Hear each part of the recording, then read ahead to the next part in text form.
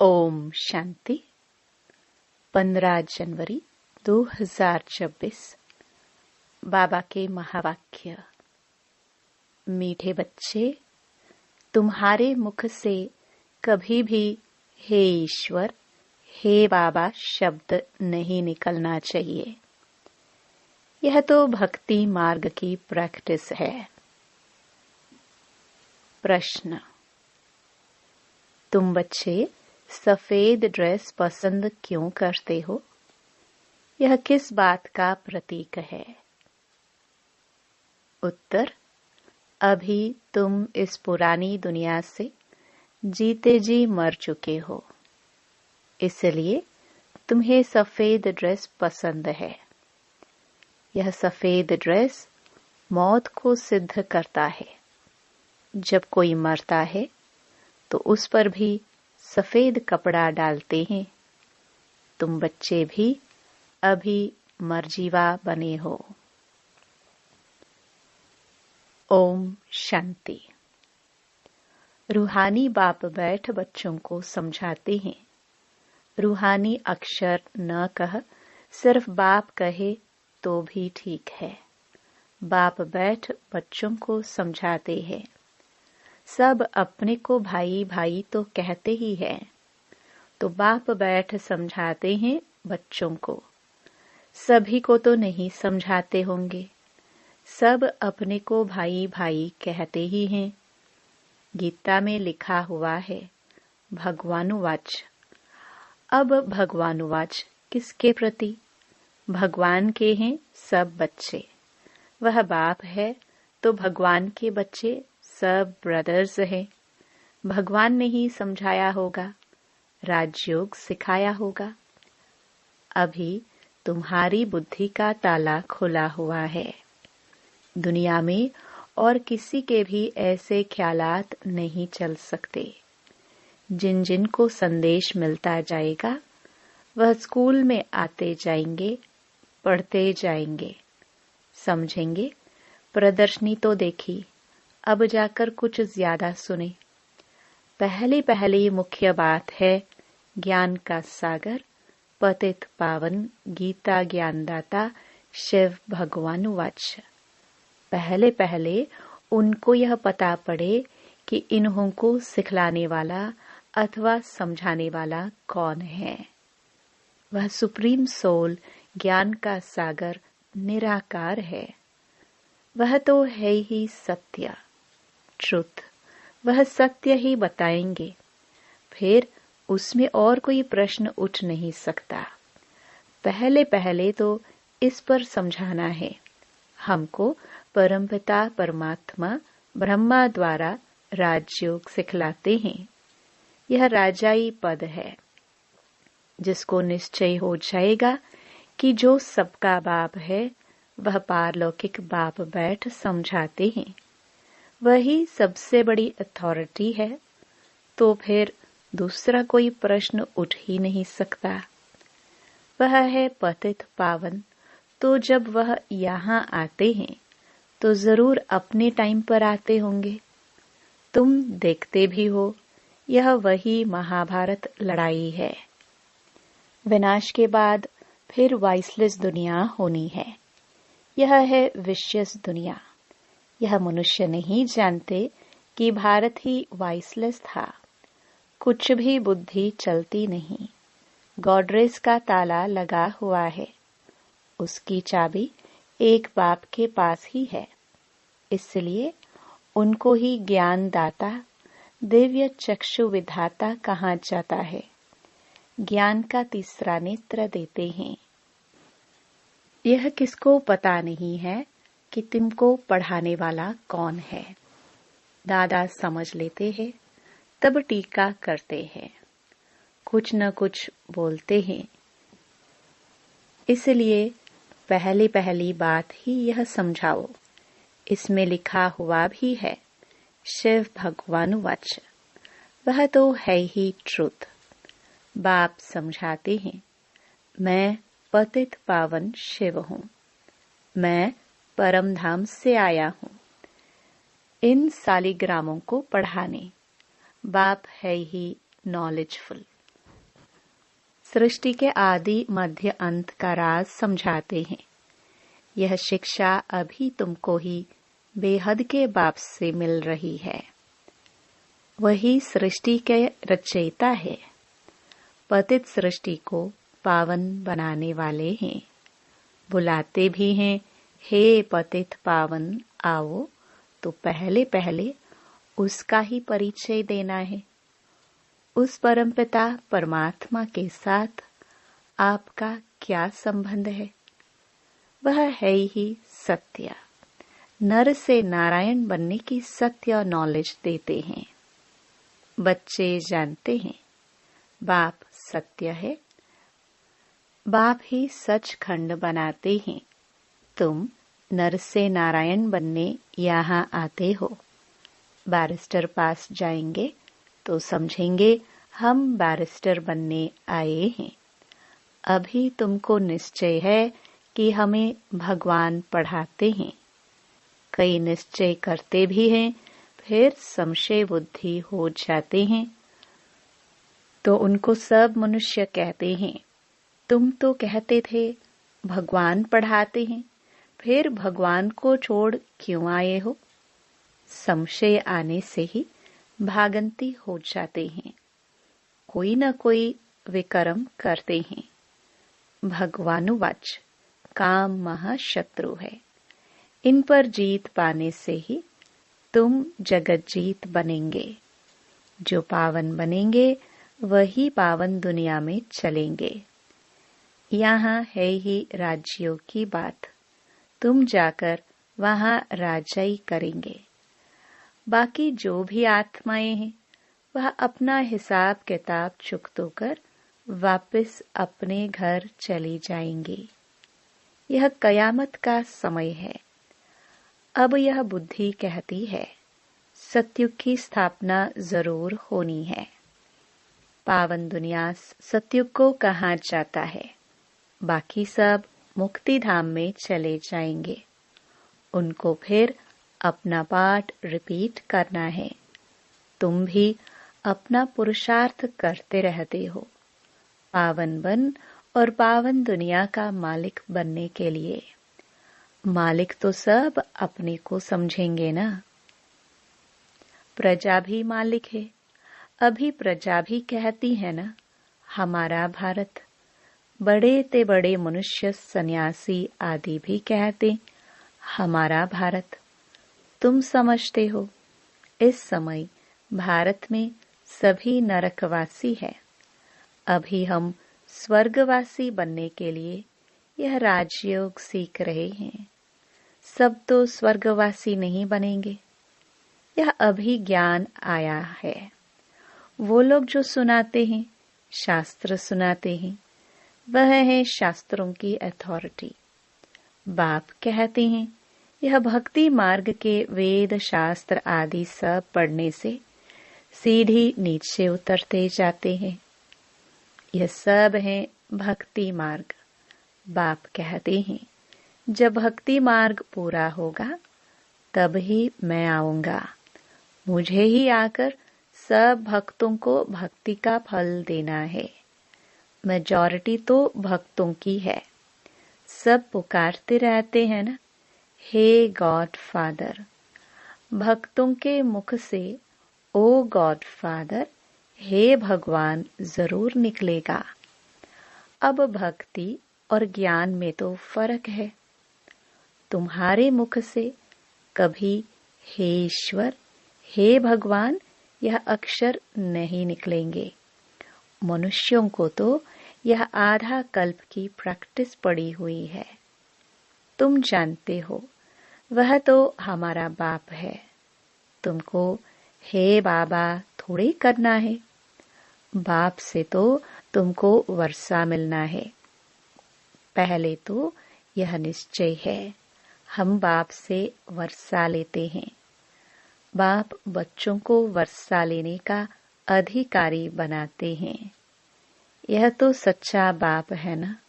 बाप जानते हैं यह हमारे सच्चे हैं, जिन्हों को हम ज्ञान अमृत पिलाए, ज्ञान चिता पर बिठाए, घोर नींद से जगाए, स्वर्ग में ले जाता हूँ। बाप ने समझाया है, आत्माएं वहाँ शांति धाम और सुख धाम में रहती हैं। सुख धाम को कहा जाता है वाइसलेस वर्ल्ड, संपूर्ण निर्विकारी देवताएं हैं ना, और वह है स्वीट होम। तुम जान गए हो कि हमारा होम वह है। हम एक्टर्स उस शांति धाम से आते हैं, यहाँ पाठ बजाने। हम आत्माएं यहाँ के रहवासी नहीं हैं।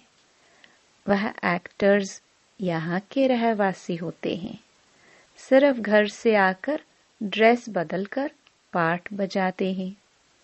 तुम तो समझते हो हमारा घर शांति धाम है, वहाँ हम फिर वापस जाते हैं। जब सभी एक्टर्स स्टेज पर आ जाते हैं, तब फिर बाप आकर सभी को ले जाएंगे। इसलिए उनको लिबरेटर, गाइड भी कहा जाता है। दुख हरता सुख करता है, तो इतने सब मनुष्य कहाँ जाएंगे? विचार करो, पतित पावन को बुलाते हैं किस लिए? अपनी मौत के लिए। दुख की दुनिया में रहने नहीं चाहते हैं, इसलिए कहते हैं घर चलो।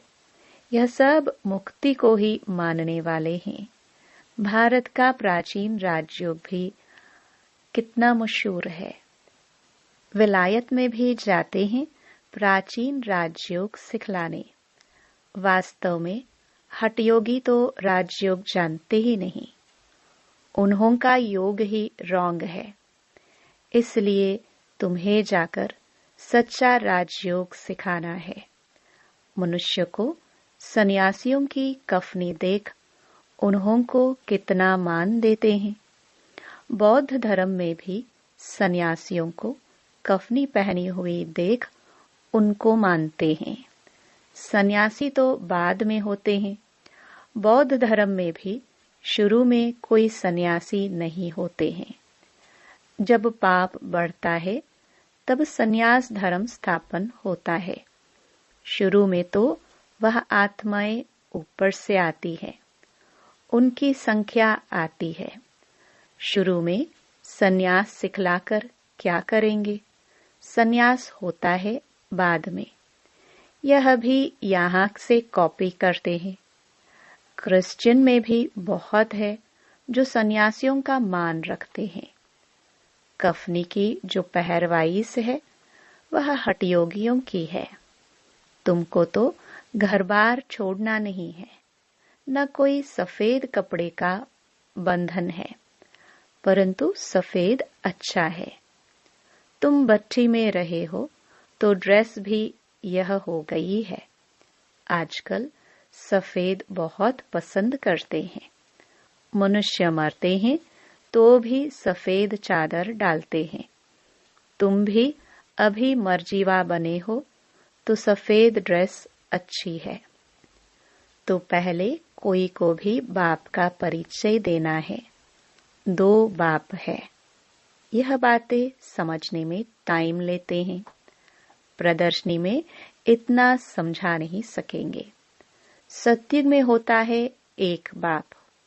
इस समय तुमको 3 बाप है, क्योंकि भगवान आते हैं प्रजापिता ब्रह्मा के तन में।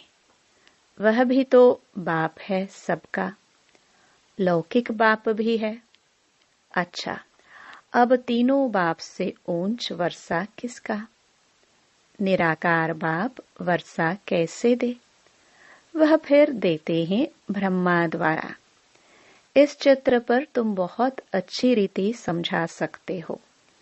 शिव बाबा निराकार है और यह है Prajapita Brahma Adidev, great great grandfather. बाप कहते हैं मुझ शिव को तुम ग्रेट ग्रेट ग्रैंडफादर नहीं कहेंगे। मैं सभी का बाप हूँ। यह है प्रजापिता ब्रह्मा। तुम हो गए सब बहन भाई। भल स्त्री पुरुष हैं, परंतु बुद्धि से जानते हैं हम भाई बहन हैं। बाप से वर्षा लेते हैं। भाई बहन आपस में क्रिमिनल असल्ट कर न सके। अगर दोनों की आपस में विकारी दृष्टि खींचती है तो फिर गिर पड़ते हैं, बाप को भूल जाते हैं। बाप कहते हैं, तुम हमारा बच्चा बन फिर मुंह काला करते हो। बेहद का बाप बच्चों को बैठ समझाते हैं, तुमको यह नशा चढ़ा हुआ है। जानते हो, गृहस्थ व्यवहार में भी रहना है, लौकिक संबंधियों को भी मुंह देना है, तोड़ निभाना है। लौकिक बाप को तो तुम बाप कहेंगे ना, उनको तो तुम भाई नहीं कह सकते हो। ऑर्डिनरी वे में बाप को बाप ही कहेंगे। बुद्धि में है यह हमारा लौकिक बाप है। ज्ञान तो है ना, यह ज्ञान बड़ा विचित्र है।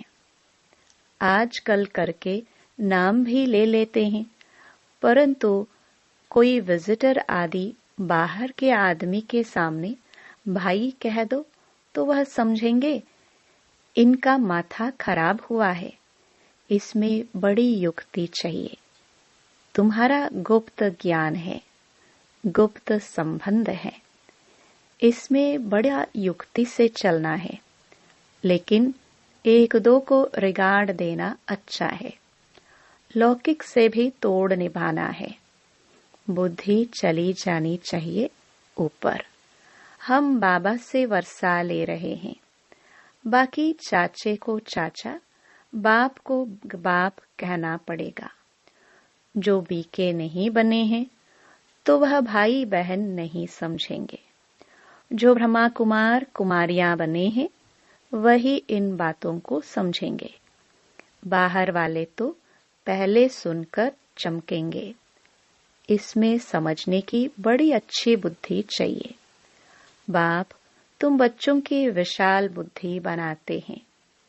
तुम पहले हद की बुद्धि में थे, अब बुद्धि चली जाती है बेहद में। हमारा वह बेहद का बाप है। यह सब हमारे भाई बहन हैं। बाकी संबंध में तो बहू को बहू, सासू को सासू ही कहेंगे, बहन थोड़ी कहेंगे। आते तो दोनों हैं। घर में रहते भी बड़ी युक्ति से चलना होगा। लोक संग्रह को भी देखना पड़ता है, नहीं तो वह लोग कहेंगे यह पति को भाई, सासू को बहन कह देते। यह क्या सीखते हैं? यह ज्ञान की बातें तो तुम ही जानो और न जाने कोई। कहते हैं ना, तुम्हारी गति मति तुम ही जानो। अब तुम उसके बच्चे बने हो तो तुम्हारी गति मत तुम ही जानो। बड़ा संभाल कर चलना पड़ता है, कहाँ कोई मूंझेंगे नहीं। तो प्रदर्शनी में भी तुम बच्चों को पहले पहले यह समझाना है कि हमको पढ़ाने वाला भगवान है। अब बताओ वह कौन है, निराकार शिव या श्री कृष्ण? शिव जयंती के बाद फिर आते हैं श्री कृष्ण जयंती, क्योंकि बाप राजयोग सिखलाते हैं। बच्चों की बुद्धि में आया ना, जब तक शिव परमात्मा न आए शिव जयंती मना ना सके। जब तक शिव आकर कृष्णपुरी स्थापन न करे तो श्री कृष्ण जयंती भी कैसे मनाई जाए? श्री कृष्ण का जन्म तो मनाते हैं, परंतु समझते थोड़े हैं। श्री कृष्ण प्रिंस था तो जरूर सतयुग में प्रिंस होगा ना। देवी देवताओं की राजधानी होगी।